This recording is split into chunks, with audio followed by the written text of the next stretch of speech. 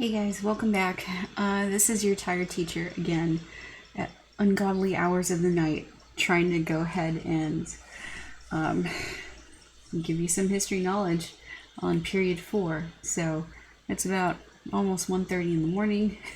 Let's go ahead and talk about the Adams administration. Well, not the Adams administration. We already talked about John Adams. We're talking about the Madison administration.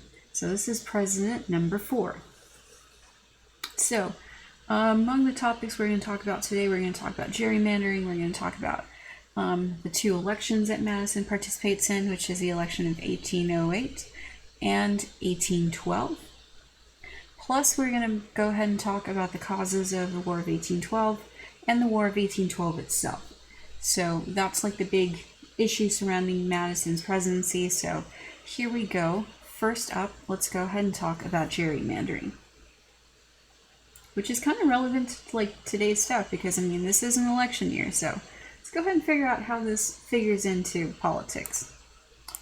So here is Elbridge Gerry. He is a signer of the Declaration of Independence.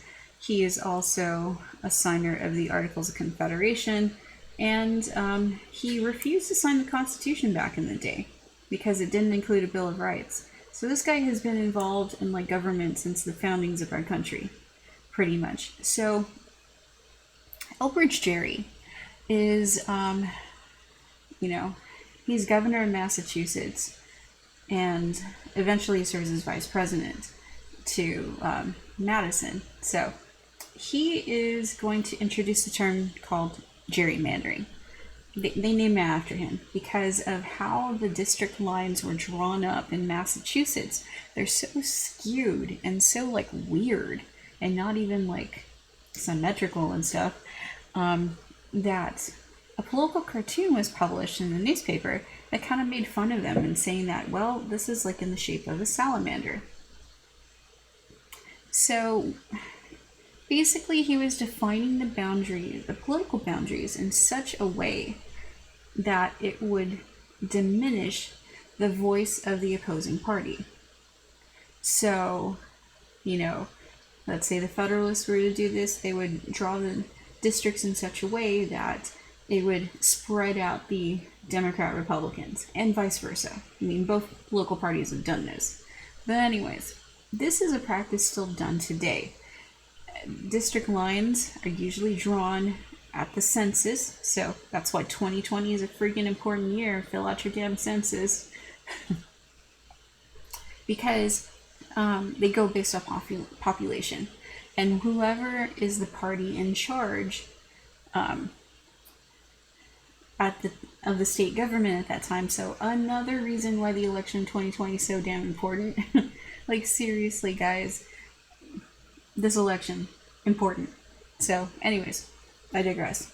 But essentially, they're in charge of drawing the district lines. And so if, let's say in the instance of the state of Texas currently is majority Republican in the legislature. So if they wanted to gerrymander districts here in Texas, they would draw them in such a way to where it would diminish the voice of the Democrats. So, like I said, guys, both political parties do this. And is it fair? No, not really. Not to the voters of those districts, but it is not illegal. It hasn't been challenged. I think on the docket this year there was a challenge to the Supreme Court. Well, in the Supreme Court for gerrymandering, and they just kicked it to like the lower court or something. So, anyways, long story short though, gerrymandering does diminish the political voice of the party who is not in charge in the state, and it leads to kind of like this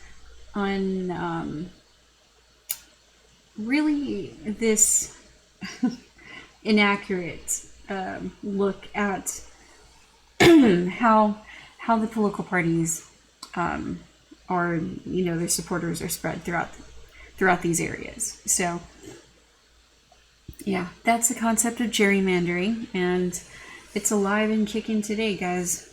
So how to change it? constitutional amendment. Someone would have to propose it. But till that day, we still got gerrymandering. Let's go ahead and talk about the election of 1808 and 1812. So, with the election of 1808, Madison wins. He defeats Pinckney. And in the following election in 1812, when we're in the midst of war, Madison wins and he defeats Clinton. So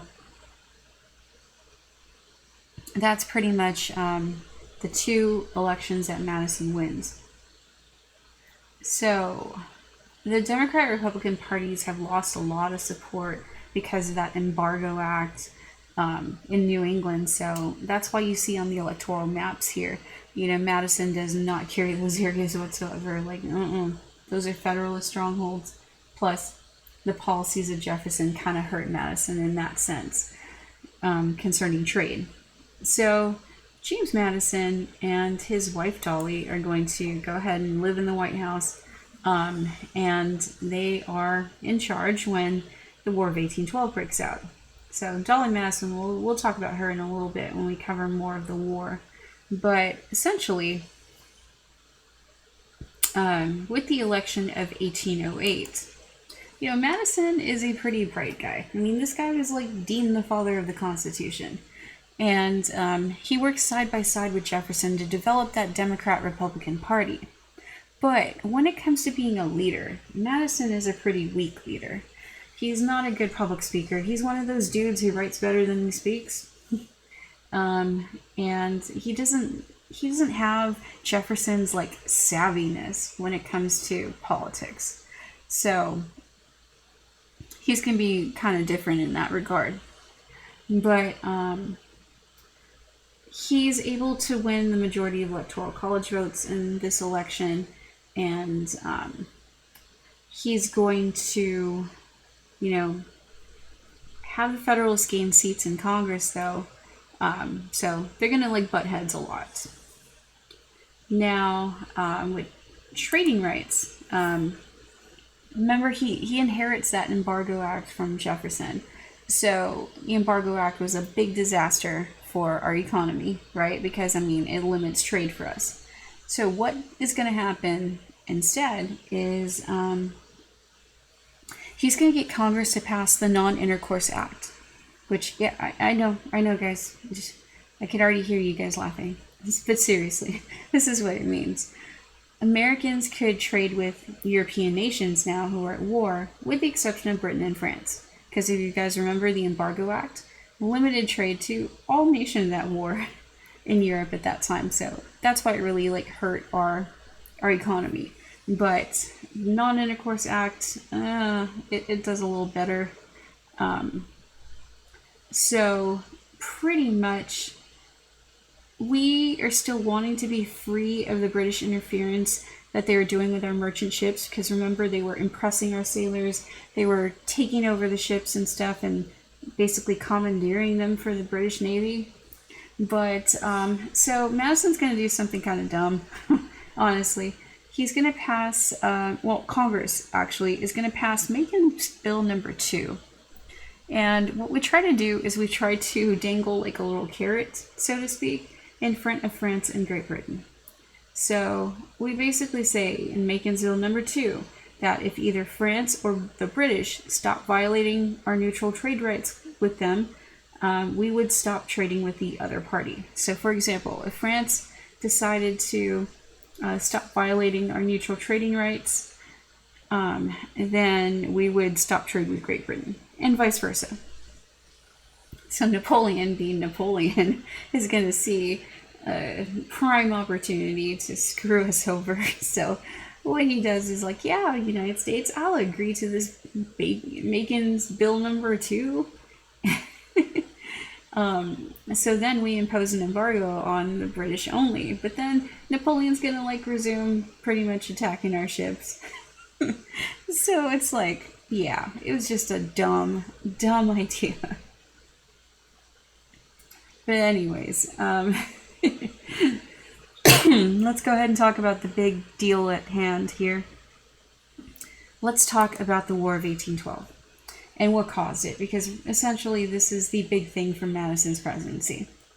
So, okay, we've already talked about impressment of the sailors and ships, right?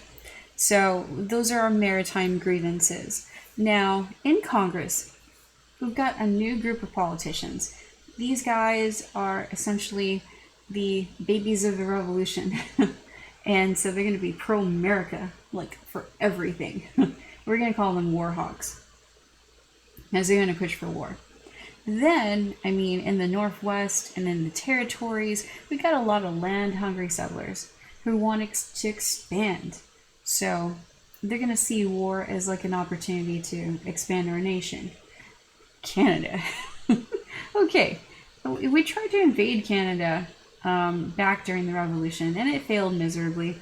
We're going to try a second time around during the War of 1812, and yeah, is Canada part of the United States? No. So you guys already know the answer to that one. But anyways, there's some stuff we do in Canada, some shenanigans that ridiculous, and we pay the price for later. So another reason for war is going to be the Native American attacks that were happening. Settlers along the frontier are going to agree that, you know what, there's something shady going on with the British and with the tribes in this area. They feel that the British have been supplying them weapons to attack us.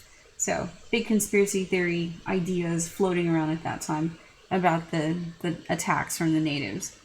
Now, there's war in Europe at this time, and we feel that if we're going to have a shot at like defeating the British, we should probably attack them while they're preoccupied with France over, well, Napoleon, okay? Well, while they're occupied with Napoleon. So we figure, yeah, let's go ahead and go into war with Great Britain when we're not facing their full might of the British Army and Navy. So, anyways, and then we get some diplomatic confusion. We are having mixed signals when it comes to our diplomats and like the British diplomats. And yeah, we're going to declare war. So let's go ahead and break down like each one of these things one by one so we can go ahead and figure out like what the underlying deal was with these causes of the War of 1812. So first one I want to hit on is actually the native attacks. So we're kind of paranoid. Okay? We're paranoid about a couple of Native Americans in particular.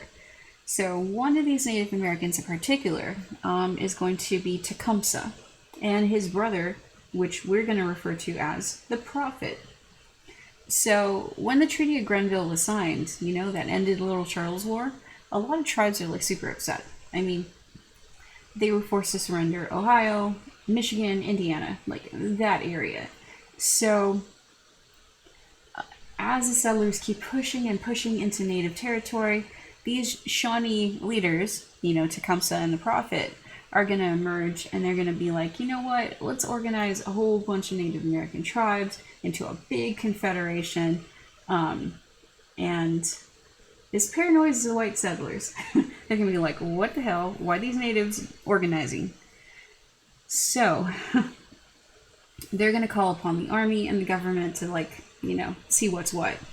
And unfortunately, William Henry Harrison is all like gung-ho at this time, with wars against the natives and, well, battles against the natives. So the big battle that occurs is going to be the Battle of Tippecanoe, which Harrison is going to destroy the Shawnee headquarters, and basically I think he kills Tecumseh in the process. Wait, no, that's the Battle of the Thames, at the Thames. But anyways,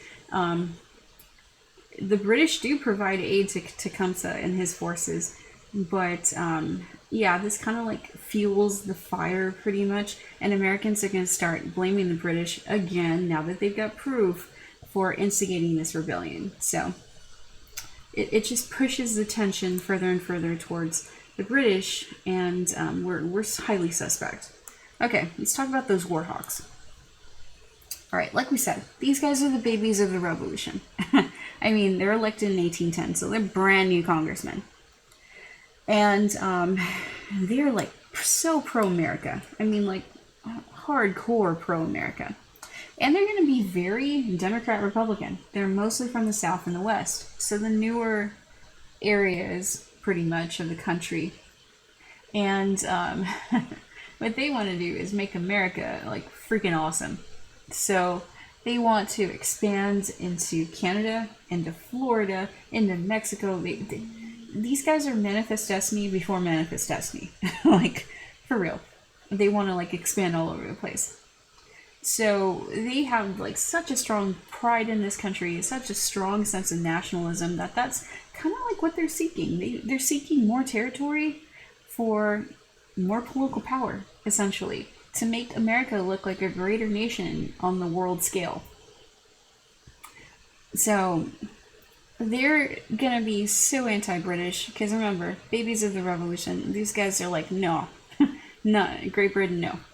So they feel like Great Britain's so disrespecting the United States, treating us like colonists when we're an independent nation. So yeah, they're gonna be like, let's go to war with Great Britain, you know. We need to, like, defend ourselves against Great Britain. We want to also get Canada, and we want to try to destroy the resistance from the native tribes in the frontier. So we want to kill 3 birds with 1 stone with this war, if we're a war hawk. So Madison's going to be like, all right, war hawks. If you guys support my presidential run in 1812, I'll go ahead and ask Congress for, like, war. So that's the deal he works out with the Warhawks. And so these Warhawks, we're going to talk about 2 of them in particular. I want you guys to notice the bottom 2. We got Henry Clay from Kentucky, and we got John C. Calhoun from South Carolina. So, okay guys, from here on out to, like, almost the freaking end of semester, we're going to be talking about those 2 dudes. Like, hardcore, they're going to run politics, especially Henry Clay. It seems like Henry Clay's never going to die in APUSH. But trust me, those 2 guys are going to be so freaking influential to American politics. Like, bro. Henry Clay's forever going to be, like, Speaker of the House. Like, forever. He does run for president and, like, all that stuff. But, and he becomes, like, secretary of, you know, one of the cabinet positions. So he's going to be important. John C. Calhoun becomes, like, future vice president, and he's forever, like, in the Senate. So, yeah. Pretty much, these guys run the political show. But anyways, during this point in time, they're Warhawks. So, we really don't have a good communication system when it goes to meeting up with the British diplomats and such. The British Prime Minister is going to break a promise to us. He had met with President Madison and promised that the British would stop seizing ships if we repealed the Non-Intercourse Act. What happened? They kept seizing ships. So the British government just doesn't agree with this agreement, and they just pretty much toss it out. So we're gonna really get pushed further and further into war. Now it seems like a lot of the country wants war, but the one area of the country that's so anti-war at this time is going to be New England. Because remember, if we're going to war with the British, we are definitely hurting their trading prospects. And New England gets a hell of a lot of money out of trade. So of course they're going to be like, no, we don't want war with Great Britain. What the hell? That's going to totally tank our economy. So what ends up happening is some more mixed signals. Okay. The British government decided to relax a blockade that they had on some of our ports. And this was a major cause for us wanting to go to war in the first place with Great Britain. But by the time the news reached, you know, across the Atlantic Ocean, Congress had already declared war. So, go figure. Mixed signals. I mean, war is on, okay? Now, this is what we pretty much look like during the War of 1812. Our uniforms are going to change slightly, so yeah. That's what we look like, just in case you guys are wondering. All right. Now, so far we've talked about the people who support the war. People from the South, people from the West, war hawks, basically Democrat Republicans. Now, people who oppose the war, we mentioned the Federalists from New England. Now, here's what happens to opposition in the war during the War of 1812. Now, we're going to have New England merchants, who we're going to refer to as quids. Old Democrat Republicans are also going to be anti-war as well. So old school, like Democrat Republicans, like old anti-federalists that turn into Democrat Republicans, like those kind of guys. So anyways, yeah, New England is like the biggest like opposition to War of 1812. I mean, because of the Embargo Act hurt their economy, and now war with freaking Great Britain is going to hurt the economy even more. So the Federalists are going to say, you know what, this is just a big ass scheme to like conquer Canada and Florida. Like, they're going to call out the war hawks on that. And the quids are like, dude, we don't want war. This is like totally showing big government, and you know, we're old school. We don't like big government, so no war. Anyways, that's the opposition for the War of 1812. Now, this is how we handled some of the opposition in various areas of the country. Let's go ahead and talk about the Baltimore riots. So in Baltimore, there's this anti-war Federalist newspaper editor who is attacked and tortured by an angry mob of Democrat Republicans who basically take them out of jail. They were placed in jail for their own protection. These guys break into the jail, take them out, and still like freaking, you know, wreak havoc. So here we go. Here's an eyewitness account. I had left my coat in the gaol, which is another word for jail, and they tore my shirt and other clothing. They put the tar on my bare body, upon which they put feathers. They drew me along in the cart in this condition, calling me a traitor, a Tory, and other scandalous names. As they danced around the prisoners, the mob sang, "Will feather and tar every British Tory, and this is the way for American glory." When the victims cried for mercy, the women bawled out, "Kill the Tories." Okay, so during this whole time, the mob is going to continue to torture their mangled bodies, beating first one and then the other, sticking penknives into their faces and hands, and opening their eyes and dropping hot candle grease into them. Whoa, that's like, okay. That's really violent. So that's what happened in the Baltimore riots to people who were opposing the War of 1812. So essentially, you know, the War of 1812 is going to last, well, longer than 1812. I mean, this happens from 1812 to 1814. Well, actually, the final battle is the Battle of New Orleans, which happens in 1815. But anyways, so we are going to fight not only the British, but also their Native American allies. And so let's go ahead and talk about a couple of battles here. Let's talk first about the Battle of York. Okay, remember we wanted to invade Canada, so here's our chance. Here's the Battle of York. Fort York is basically the modern day city of Toronto. So we're going to attack the fort. And our attack succeeded. So then we act a fool. We basically loot and vandalize private homes. Public buildings are destroyed. And so the British see this and they're like, wow, these guys are a bunch of animals. We need to have payback. So later on, when they march into Washington, D.C., they basically did to Washington, D.C. what we did to York. You know, Fort York right there. They're gonna, like, rip everything to shreds and torch everything. So, yeah, we acted a fool. Karma came back at us. Okay. But anyways, while this is going on, the British Navy had started to block our ports. So you thought the economy was bad before. It's going to be freaking terrible during this war, especially for New England, because look at the amount of export money that we get and the amount of import money that we get. I mean, this is insane. We are suffering.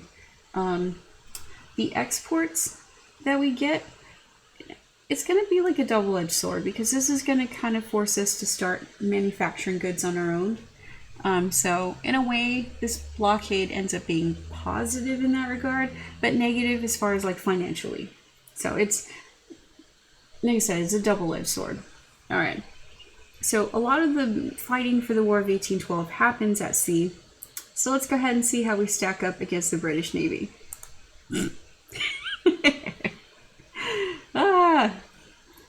Well, we've upgraded. we got 9 other warships and 7 frigates. Compared to the British fleet, which is 374 other warships, 116 frigates, and ships of the line, we've got 120 of them on the British side. So how in the hell are we going to win against the British Navy? Well, we enlist the help again of the high-class pirates, basically our privateers. And in this war, we actually do have pirates working for us too, like legit. Battle of New Orleans. So anyways, the privateers are going to make up the bulk of our navy. I mean, look at that. We enlist the help of so many freaking privateer smugglers that it's insane. So, yeah, privateers are going to be making out huge with this, because we allow them to plunder and like gain profit from this. So they're rich, they're happy to oblige. They sell like whatever cargo the British ships had, pretty much. So yeah, privateers totally coming in clutch for the American Navy, because let's face it, man, we just couldn't. We just couldn't. So anyways, despite our shortcomings with the Navy was able to achieve some notable victories. So we are going to have some freed African Americans like also serving in our Navy, and our battleships, which like the USS Constitution, is totally gonna be freaking awesome during this war. So it's going to sink a British ship off the coast of Nova Scotia. The privateers love our country and they love profit, so they're going to help us out. We attack merchant ships from the British. So let's go ahead and talk a little bit more about the USS Constitution. So we call her Old Ironsides because legit, this ship took a freaking pounding and it was still able to defeat, the British warship right here. So that's why we call her Old Ironsides, because according to like this battle, it seemed like the cannonballs were just bouncing off the sides of the ship. Probably wasn't the case, but whatever, according to legend. So that's why they call her Old Ironsides, because they are saying, oh yeah, cannonballs are bouncing off the side of the ship. It must be made out of iron. That's where we're going. So, okay, another badass naval victory for us is going to be the Battle of Lake Erie. So, the coolest name in American history. Commander Oliver Hazard is my middle name, Perry. Yes. That's such an awesome name. What's your name? Oliver Hazard Perry. That's amazing. But anyways, so he is assigned for the job of like building up the fleet, and he's able to win control of Lake Erie, which is kind of crucial because Lake Erie connects to the Hudson River and to various other rivers. So this is actually not a bad grab right here. And he's able to defeat the British fleet, control Lake Erie, so we are freaking good. Now, Meanwhile, remember, we're still battling the Native Americans too, because they're on the British side. So we've got like Andrew Jackson and General Harrison, who are gonna take part in these, battles against the Native Americans.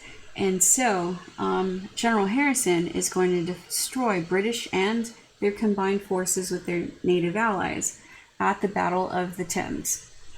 So, they meet up at the Thames River, and in this battle, Tecumseh is killed. The natives end up surrendering, same with the British, and this was like a big time victory for us. So there's no more fighting in this like area of the woods, pretty much, for the rest of the war. So this is the battle that gets William Henry Harrison's name on the map, pretty much. And when he runs for president later, he's gonna basically, look back on his fighting during the War of 1812. Okay, we get some weird ass weapons during the War of 1812. We're gonna have more modern technology. Like I was telling you guys before, political cartoons in early American history are freaking weird. So, okay, let's go ahead and see the new inventions of war. Now, what we have is the steamboat. Robert Fulton has already constructed the steamboat. So we're going to use steam-powered ships in some instances in this war. So that is like progressive technology right there. Another thing that is also developed by Robert Fulton is the torpedo. Yeah, the torpedo. It was named after the torpedo fish that supposedly emits an electric ray. Check out this craziness from the political cartoon. All right, let's look at this. Now we've got the torpedo fish right there with the devil writing on it, carrying the American naval flag, okay? It looks like the torpedo fish is like spitting out like fire and lightning and whatever craziness, along with snakes, death, crossbones, like, what is that? Like a ball and chain, a whip, a crowbar, a spear, a hammer, pliers, shears, a pistol, a cannon, and a powder keg is exploding in the sky. And these British sailors like, what the hell is this? Yeah, they're referring to it as the Yankee torpedo. So, bro, I don't know what in the hell this artist was on, but, torpedoes, okay? War technology. Man, this thing always cracks me up every time I look at it. This is just... I always notice new stuff in it, too, every time I look at it. I'm like, what the hell is this? Okay, let's move on, guys. Let's go ahead and talk about women in the War of 1812. So we got Lucy Brewer here. Lucy Brewer is fighting for the Marines under the name of George Baker. So she basically does what Deborah Sampson did during the Revolution. And she serves on board the USS Constitution. She's going to become famous later on because we're going to read her memoirs about her time in the war. So some consider her as the first female, as like one of the first female Marines, or like the first female Marine to go into combat. So, I mean, yeah, Lucy Brewer, good job. So, meanwhile, we also have wars against native tribes in the South. So, up north was William Henry Harrison. Down south is going to be Andrew Jackson, who's going to go like absolute freaking berserk mode on the Native American threat down south. I mean, he's going to lead a force against an uprising by the Creeks, who were accused of killing American settlers. So when I tell you he goes berserk, guys, he goes freaking berserk. Like, this guy is so into fighting Native Americans, it's crazy. So anyways, his big battle for fighting Native Americans is going to be the Battle of Horseshoe Bend. And he is riding alongside with his Cherokee and Creek allies. Okay, he actually had some Native Americans on his side, mind you. And he's going to defeat the Red Sticks at Horseshoe Bend. So, by doing so, an important ally of the British, the Creeks, are going to pretty much, they're pretty much going to lose that alliance with the British. Oh yeah, that's right. He's fighting against the Creek. Okay. Sorry, guys. Got confused a little bit there. Alright, so now he's going to force the Creeks to sign the Treaty of Fort Jackson. They're going to give up 23 million acres to the federal government, and Andrew Jackson will keep doing this kind of thing subsequently till he becomes president later. So just put this on pause right now, because Andrew Jackson and Native Americans don't get along at all. So yeah, we'll see that come up again with his presidency. Okay, so you guys remember when we were acting a fool, going into Canada and like wrecking the place? Great Britain's going to get their revenge on us for that. In August of 1814, the British troops are going to land close to DC at the Battle of Bladensburg. They're going to defeat our American army, and they're going to march on into DC, burn the Capitol, the White House, public buildings to the freaking ground. Okay? Torch everything. So, this is what it looks like in DC at that time. And so it's really freaking dangerous. This is the first and only time we've ever had a foreign nation invade our capital and like wreck it. Okay? So, First Lady Dolly Madison stays behind at the White House while the British are marching on in. Her husband has already like fled to the countryside or somewhere. Because, I mean, come on now. If they captured the President of the United States, that's like a bad freaking deal. So anyways, Dolly Madison is there last minute, like packing up like all the White House treasures and all this crap, important documents, probably the Constitution, probably the Declaration of Independence, and this painting that we all love of George Washington. Basically, it's meme George Washington, painted by Gilbert Stuart. Dolly Madison, thank you for saving the White House treasures and being a badass sleeping with a sword while the British are marching in. So here's what the Capitol building looks like afterwards. I mean, you can see the scorch march right there. And even the White House is torched at this time. You can still see the scorch march marks in the White House if you look like in the basement areas and such. So you could search for videos and pictures on that. I don't have like a distinct picture of it, but you can tell. But anyways, so after they're done like torching DC, they're gonna march on in to, towards Fort McHenry, and the British will be defeated there at Fort McHenry. So the Americans are gonna like kind of regain their confidence with this.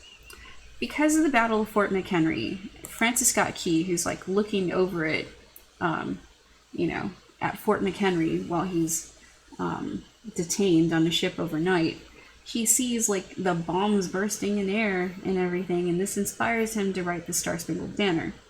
So it's kind of interesting reading the lines of the Star-Spangled Banner, because what we sing is just that first paragraph. Okay, there's way more than that. You guys can obviously see there's like another like 3 different like verses pretty much. And it's interesting reading it with the punctuation, because here we go. Here's the punctuation. Oh, say, can you see by the dawn's early light what so proudly we hailed by the twilight's last gleaming? Question mark.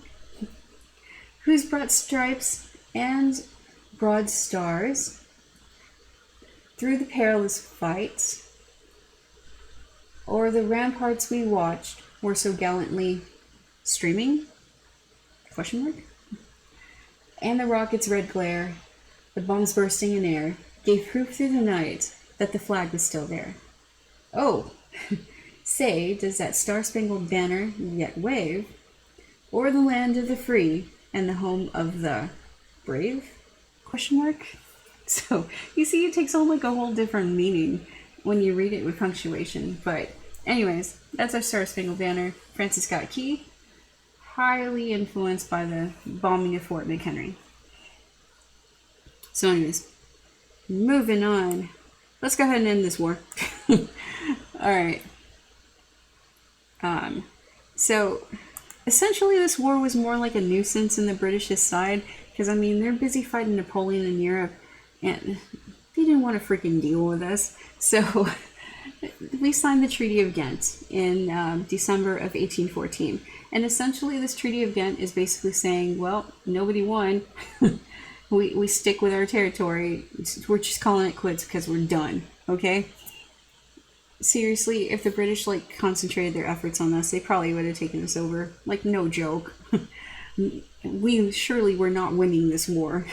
But because of the way the war ended, where it ended on a stalemate, and because Andrew Jackson apparently didn't get the memo, he decides to fight another battle after the Treaty of Ghent is signed in New Orleans. And we win this battle. This is why we kind of feel that the War of 1812 was actually a victory for us, when it really wasn't. So, okay, let's go and figure out this craziness of the battle in New Orleans. When I say craziness, guys, I mean, we're talking like all kinds of freaking people fighting in this battle. Okay, so Andrew Jackson doesn't know the war's over, right? Poor communication. So the British Army is going to land in Louisiana at New Orleans. Jackson's already there with his regular army, with some militia that's made up of free African Americans, some Choctaw Indians, pirates. Yes, we're talking freaking pirates, like actual pirates, commanded by John Lafitte. We've got members of the New Orleans aristocracy, so we got rich-ass people with their top hats in this too. All of that combined, like ragtag force, along with backwoods country farmers, are going to fight for Andrew Jackson against the British here at New Orleans. And because they are successful, because, well, pirates are, you know, pretty resourceful, Andrew Jackson is seen as like an American hero at this time, and this is going to propel him for like public office, like following the war. But anyways, so this is why we feel that we won this war. We won the final battle, so we're like freaking cool with this war. Unfortunately for the Federalists, things didn't work out for them. Because while this is going on, the Federalists are so pissed off at President Madison, they decide to hold a convention in Hartford, Connecticut. And they were meeting to list demands of the federal government, and if their demands are not met, they are threatening to secede from the Union. So they're threatening to outright leave. Okay? So this makes them look incredibly unpatriotic because of what's going down at this time. In December, we've got the Treaty of Ghent. In January, we've got the Battle of New Orleans. So really, it looks like the Federalist Party is now seen as anti-American. So the Federalist Party, after the Hartford Convention, is going to go away. We're only going to see them in like 1 or 2 more elections. They don't win them, and then they disappear. So, you know things are bad when you got the devil attending the Hartford Convention there with a crown. Come on now. Yeah, the Federalists have lost favor. So really, one of the lasting legacies of the war is the Federalist Party going away. I mean, because of the Hartford Convention. Another lasting war legacy is that we're finally accepting Canada as part of the British Empire, and we're not going to even go there anymore to try to take it away. We survived 2 British wars, so much props to us that we did not get defeated with this. So this whole talk of secession is going to come round again. Southern states will use threats of secession, much like they're going to use the threats of nullification that we got from the Kentucky and Virginia resolutions. These 2 concepts, they're going to use them to their gain when it comes to like causes of the Civil War later on. Native Americans are still screwed because now the British have completely abandoned their efforts to keep their land, so they're going to lose land to the white settlers. And the British naval blockade, coming back to that, it's going to force us to manufacture our own goods. So it kind of like propels us into our own little industrial revolution subsequently. So, I mean, it was good and bad. It hurt the Federalists and New England because of their trading and such, but it ended up helping the country out in the long run because it starts to establish our industry. So war heroes like Andrew Jackson, William Henry Harrison are going to get into politics. So we're going to see a new brand of political leader at this point in time. And nationalism is still very strong in this country, which is going to usher us into this era of peace and prosperity known as the era of good feelings. So that is what we're going to talk about next time, guys. The era of good feelings. So I hope this broadcast got to you guys okay, because YouTube was crapping out. So I might have to just upload this video anyways. But anyways, guys, hope you enjoyed it. I will see you guys later with the rest of this PowerPoint, which will be the era of good feelings and the market revolution. So see you then, guys. All right. Bye.